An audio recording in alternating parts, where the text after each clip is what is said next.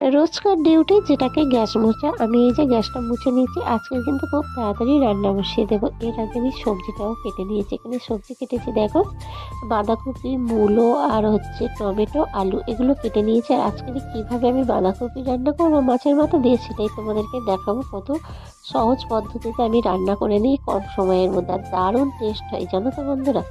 তো দেখো, এগুলোকে আমি একটু কড়াই জল দিয়ে আর সমস্ত কিছু সিদ্ধ করতে বসিয়ে দিলাম, দিয়ে আমি আদার্স অন্য কাজগুলো কিন্তু করে নিলাম। সেই ফাঁকে আমার এগুলো সিদ্ধ হয়ে গেল আর আমি এগুলোকে নামিয়ে নিলাম। আমি কিন্তু এতটুকুই জল দিয়েছি যে এই জলটা কিন্তু ফেলতে হবে না। সবজি যদি সিদ্ধ করে জলটা ফেলে দেওয়া হয় তাহলে তার ভিটামিন সবটাই মানে নষ্ট হয়ে যায়। সেই জন্য আমি অল্প একটু জল দিয়েছি আর হচ্ছে দিয়ে ওটাকে সিদ্ধ করে নিয়েছি।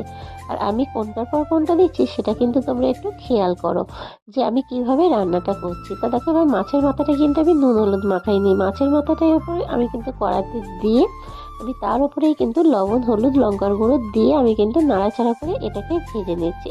আর আমি এটা কিন্তু কড়া থেকে তুলবও না। আর এই যে তারপরে কিন্তু আমি অল্প একটু পেঁয়াজ আর কাঁচা লঙ্কা দিয়ে দিলাম, তার আগে ফোড়নগুলো দিয়েছি, তোমরা অবশ্যই দেখেছো তো।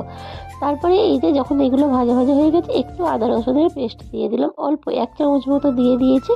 তারপরে সিদ্ধ করা এই যে সবজিগুলো আমি সমস্ত কিছু দিয়ে দিয়েছি।